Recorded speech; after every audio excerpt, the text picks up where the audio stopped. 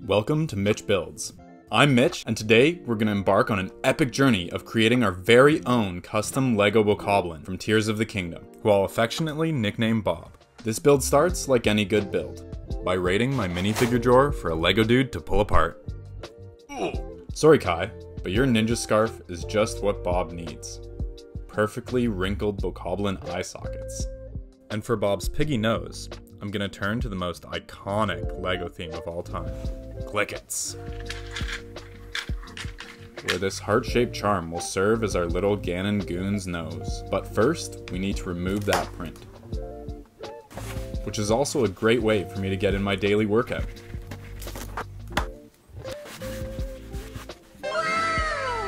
Perfect. Now let's move on to the rest of our bovine baddie's head. To create Bob's lips, I'm using some robot arms. For his teeth, I can just clip in these spikes. And for his horn, I'll stack some rocket tails with a cone on top. Next, I'll attach this in to the top of his head. You know, Bob wasn't looking quite as grumpy as I know Bokoblins to be, so I need to figure out a way to give him an angry eyebrow. And to do that, and keep it on brand for our Porky pal, I'll use a LEGO hot dog to get that weird angle I need for his eyebrows.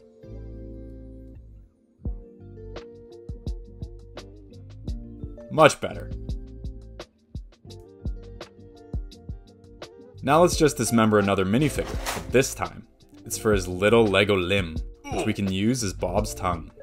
Before moving on to his lower jaw, where we'll employ some more robot arms and spikes. I've left some ball sockets for his ears, so we can give Bob his final sense. These dino tails can help us achieve the right Boko ear shape. And for his earlobe, this red whip part is flexible enough to get the right shape. To fill in Bob's ears, I'm using two minifigure capes, so we can get the right color on each side.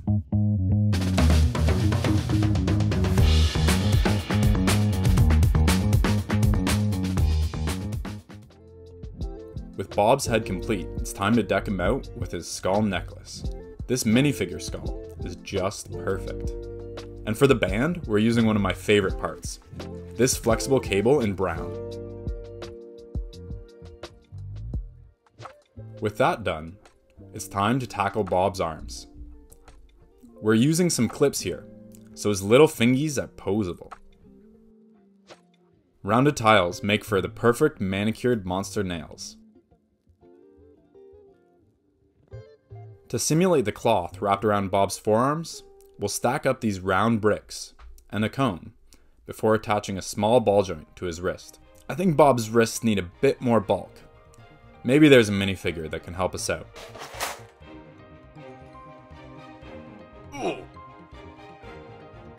More ninja scarves, which add that cloth detail and complete the wrapped look. With that wrapped up, let's move on to his weapon, where I wanted to make the most iconic weapon from Tears of the Kingdom. The rock glued to stick. First, let's build that stick. This stud shooter keeps shooting off, so I'll add a rod for some extra strength. Next, we can just glue our rock on.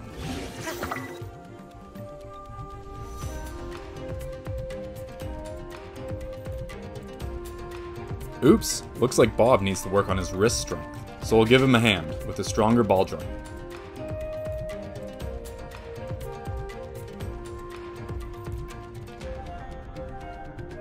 Much better. For our Porky protagonist's upper arms, we're stacking some plates and snot bricks, employing more ball joints for his elbow and shoulder, and filling out his Boko bicep with some curved slopes.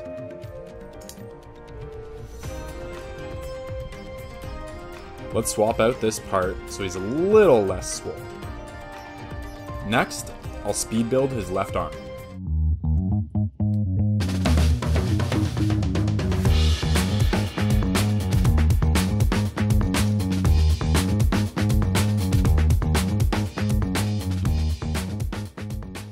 I want to use some similar slopes for Bob's shapely legs. Building up the legs, I'll use a cheeky stud reversal to connect the slopes on each side. And using a stopper axle, I'll add Bob's knee joint. And a couple more slopes can complete his upper legs before moving on to the lower ones, where I'll use some good old Hero Factory bones and shells before moving on to Bob's feet. These little tan spikes can complete his monster mani-pedi. Next, let's speedrun a second leg.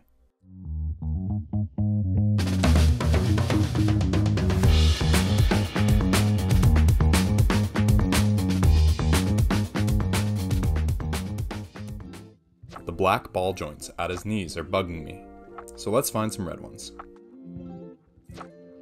No luck here, but I know where we could find some.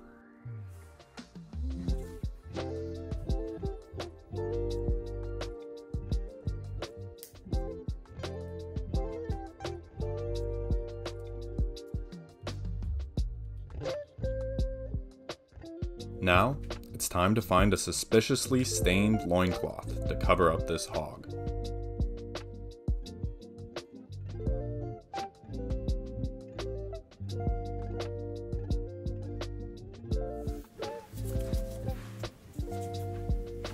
This one should do the trick.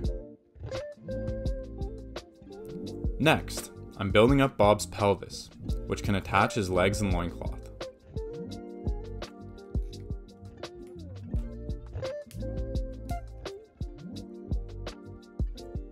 Finally, it's time to build the optimal Boko body, which is to say a nice lumpy dad bod. I'll use the hood of a Lego car and a jumper plate for his belly button.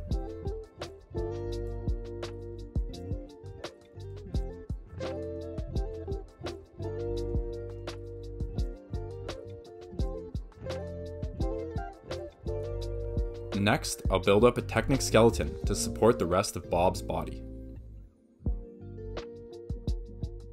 For his chest, I'm using some Bionicle parts and radar dishes.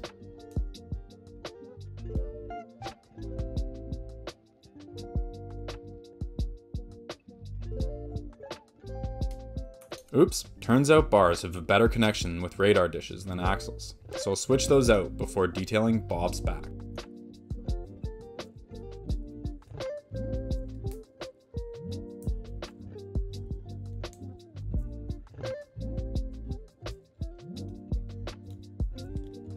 To complete Bob's loincloth, I'll thread this cloth into another cable and connect it in.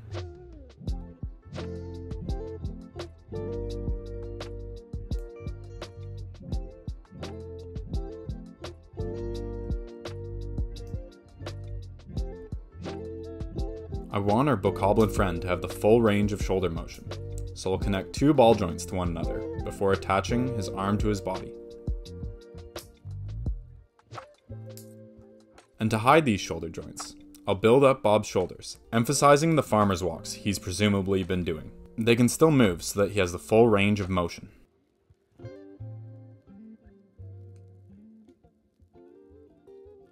All that's left is to add his necklace and connect his head, before I'll attach him to a base, and we can move on to the beauty shots.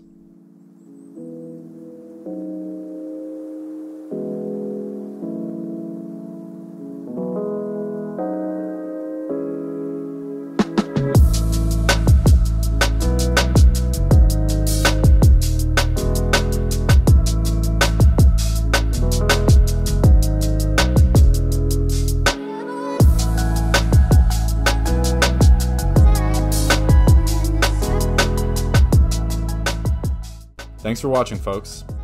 Be sure to hit that subscribe button, and I'll see you in the next one. Until then, happy building.